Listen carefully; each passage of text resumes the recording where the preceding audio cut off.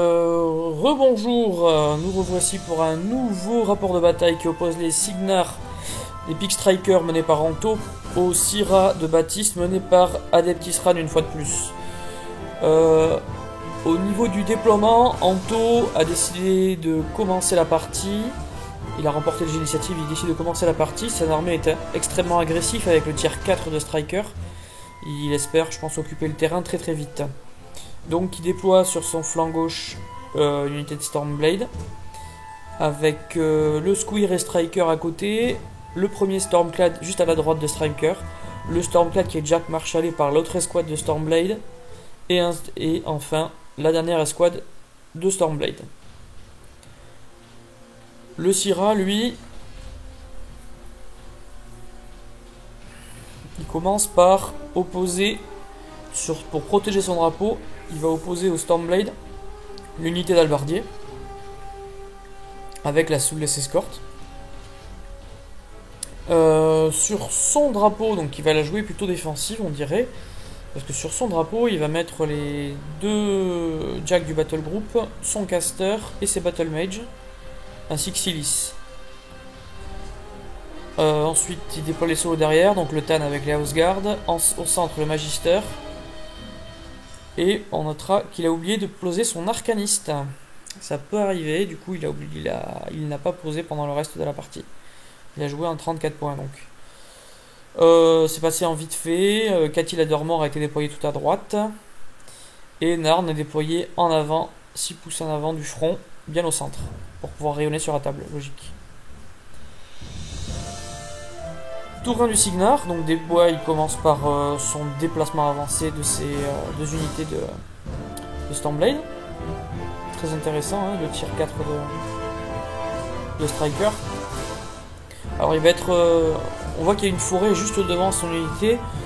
Je pense que ça va pas mal le gêner au niveau du placement, au niveau du... parce qu'ils sont pas Pathfinder, hein, c'est Stormblade. Seulement en charge, s'ils sont à portée de commandement du capitaine.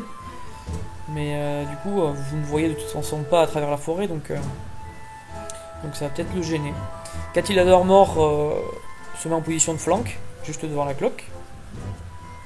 Et donc ils courent, les Stormblade. Ils rentrent dans la forêt, donc ils arrivent à la moitié de la forêt.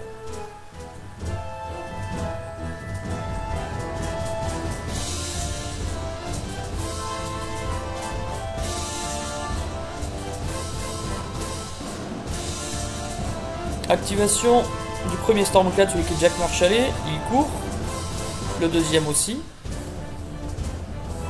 Le Stormblade capitaine se planque derrière le Stormclad. Et Epic Striker avance et puis Velocity pour pouvoir se coller à son Jack. Le Squire suit gentiment et docilement son caster.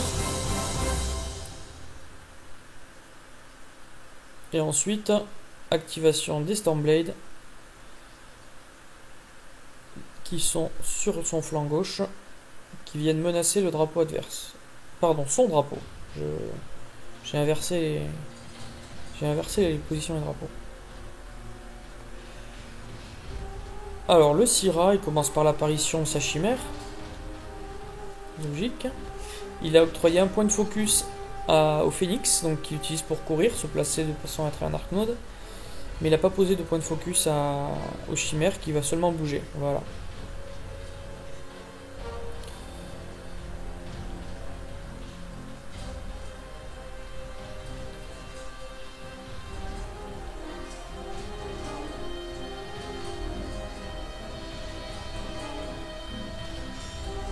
Voilà.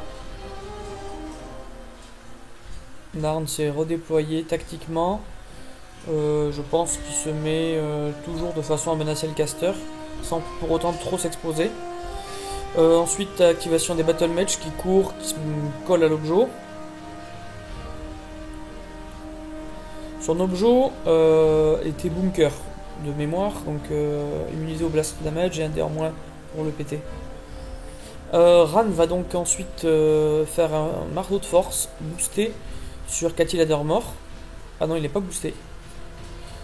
Il n'est pas boosté et il rate. Mais voilà, il fallait le booster. Si on veut qu'un sort passe, on le booste. Et ensuite, il a mis bouclier polarisé sur Narn. Alors ça c'est intéressant, je me demande comment il a fait. Sa chimère ne voit pas Narn. Et lui, je pense qu'il est un peu loin.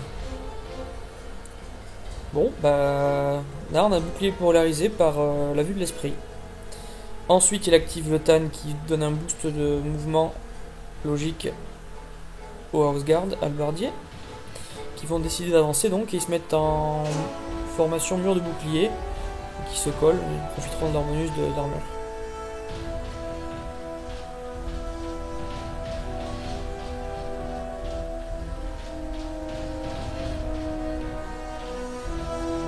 Toujours un peu difficile de jouer sur les collines. Mais bon réflexe, le coup du dé c'est bien. Et la Soulless Escort qui suit. Et la reform. La reform de ce super Tarpit. Leur UA leur apporte vraiment énormément de polyvalence. Que ce soit au niveau de la mobilité ou des dégâts. Ils sont 7 defense en plus, donc ils passent à 15 en défense quand on les charge. En unité contre unité, c'est vraiment... ils ont souvent à avoir le dessus quand même. Contre des unités qui sont quand même plus chères. Allez, tour de du Signar.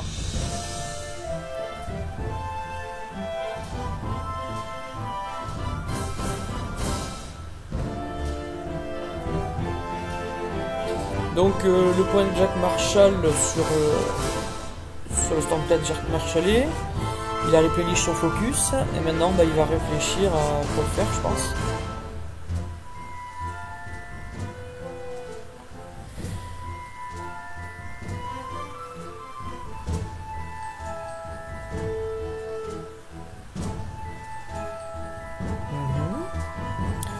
Oui, Narn a bien bouclier polarisé, tu peux pas le charger. Si c'est la question que tu te poses, tu peux lui faire des assauts. De toute façon, il est stealth. Alors, activation en premier lieu de Katil Adormor. Qui vient se coller pour bien jammer, c'est du jamming de luxe ça. Pour jammer les Battle Mage. En absolu, ça j'aime pas trop les Battle Mage parce qu'ils peuvent leur pousser. Mais c'est pas si bête parce que du coup, ils devront sacrifier leur mouvement, parce que s'ils se barrent, ils vont prendre des free strike. Donc ça va empêcher les Battle Mage de se rapprocher trop de Striker, c'est pas bête. C'est pas bête en absolu. Ensuite, activation des Stormblades. Donc l'unité va lancer un ordre d'assaut grâce à l'UA. Donc ils sont en train de proprement rentrer dans l'art des halbardiers. Eh oui, non, là tu ne peux toujours pas charger Narn. Il est sous bouclier polarisé.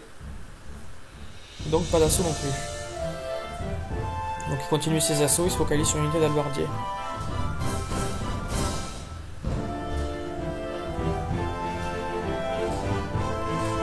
Donc là je pense que c'est les tirs d'assaut hein, qu'il fait. Qui nous permettent de tuer un.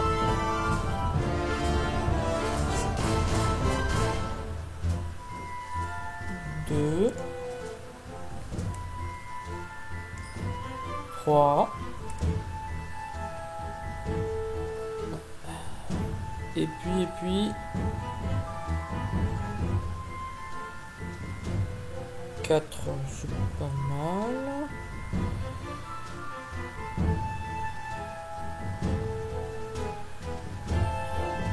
Fin de l'activation des Stormblade. Bon, les Stormblade ont déjà fait mieux, hein. Tuer 4 personnes sous les assauts, c'est pas mal, mais on peut mieux faire. Alors, le tour du Stormblade de Striker, qui veut caler donc un tir sur son propre Stormblade. Intéressant, parce que le Stormblade est munisé d'électricité. Donc il tire dessus, le Stormblade étant collé au Halbardier, c'est Halbardier qui prendra la force 10 de l'électrolyte. Mais le tir rate, hein. Même si on est de dos, ils sont engagés au corps à corps, c'est pas facile à toucher. Le deuxième, celui qui est Jack Marshallé, donc s'étant activé dans les 3 pouces, l'unité de Stormblade a un point de focus offert. Ce voilà, donc il va l'utiliser pour booster la touche, il y arrive. Il arrive à toucher, et donc il va utiliser son point de Jack Marshall pour booster les dégâts. Il va faire 9 points de vie, je crois, 9 points de dégâts à la chimère, ce qui est pas mal.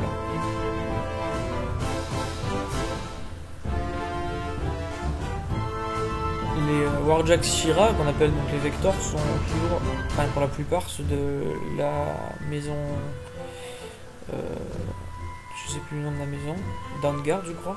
Je sais pas, je dis des bêtises, mais on des boucliers. Donc ça leur permet quand même d'absorber souvent le premier coup sans avoir rien de pété. Par contre, après, dès que vous avez passé le bouclier, c'est du beurre. Alors, deuxième unité de Stormblade lance un assaut à travers la forêt.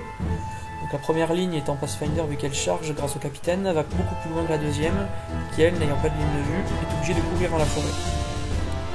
Mais bon, ça fait 2 rideaux, c'est toujours bien. Ça, c'est la grande force des unités, on peut sacrifier une partie de l'unité et continuer à faire des dégâts avec l'autre. Ah, intéressant. Striker se rapproche de la forêt, il se met en face de Ran, ou il s'écarte de Narn. Bon, dans les deux cas, c'est quand même bien. On vérifie la portée. Ah, il va claquer son fit. Et la grande spécialité d'Anto, claquer son fit le plus tôt possible. Que là, je pense que c'est pas le moment le plus opportun. Alors, le fit de Striker 2, toutes les unités d'infanterie, je crois que c'est Stormblade, ou tout le monde, je sais pas, je suis pas sûr. Mais rebouge de 3 pouces et font une attaque. Là, il s'est vachement excentré de l'autre unité qui aurait pu du coup faire un vrai carnage dans les halbardiers, c'est dommage. Et cette unité qu'il a en face de lui est un petit peu loin quand même pour vraiment faire du dégât. Donc son fit va lui servir à faire du jamming de luxe plutôt qu'autre chose. C'est un peu cher payé pour un fit. Il met quand même 2 Stormblade grâce au fit devant Striker, histoire de boucher les lignes de vue. Ce qui est plutôt bien, plutôt intéressant.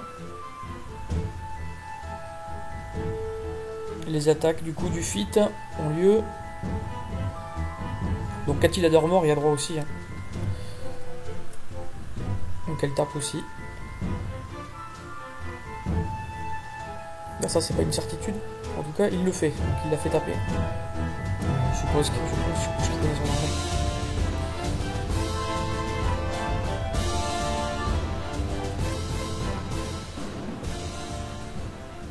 Et bah donc du coup le fit fait perdre un tan de plus. Tour du joueur Syrah.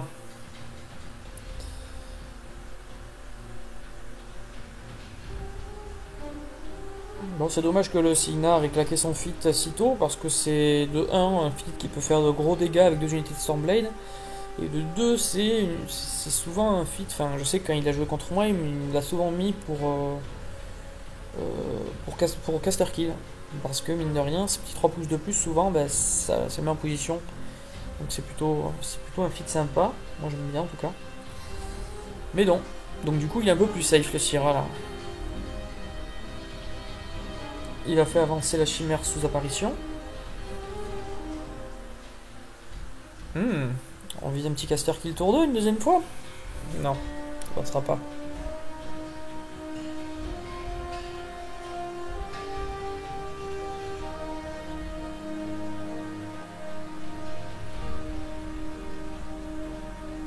Alors, activation de la chimère qui se place. Alors attention à ne pas se mettre trop près du Stormblade Capitaine qui est à reach. Je pense que c'est pour ça qu'il va pas trop loin. J'ai l'impression qu'il prépare un caster kill.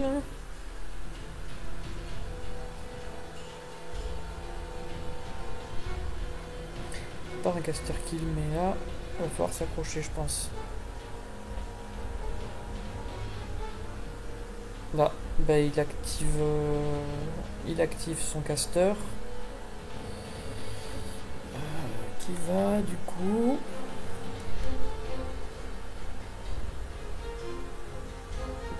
Il va faire une télékinésie boostée sur Striker qui est caché derrière ses hommes. Alors ça c'est singulier. Il fait ça via son Arc Node qui n'est pas engagé. Et donc c'est pas bon. C'est pas légal ce qui s'est passé là. Pourquoi? Parce que l'Arc Node ne voit pas à travers les figurines petits socles. C'est l'inverse qui se produit. Et là, c'est quoi ça? Il a fait bouger Narn avec une télékinésie. Il est hyper loin, j'ai l'impression. Bon, soit. Ah, c'est vrai que pendant le tour du fit, ça doit être le fit. Le tour du fit de Ran, il a plus d'emporté. Donc il fait des télékinésies à 10 pouces. Bon, c'est bien. Du coup, il prépare son combo classique. L'artificier tire sur un truc facile à toucher. Il touche, Narn avance de 3 pouces. Et là ça pue parce qu'il y a le caster qui montre son cul à Narn. Et du coup, Narn charge. Narn touche. Et quand Narn touche, avec l'attaque de charge, ça scelle souvent le destin d'un caster. Il le défonce, lui fait, je crois, 11 PV. C'est la première attaque. Et la deuxième attaque a raison de striker ethnique.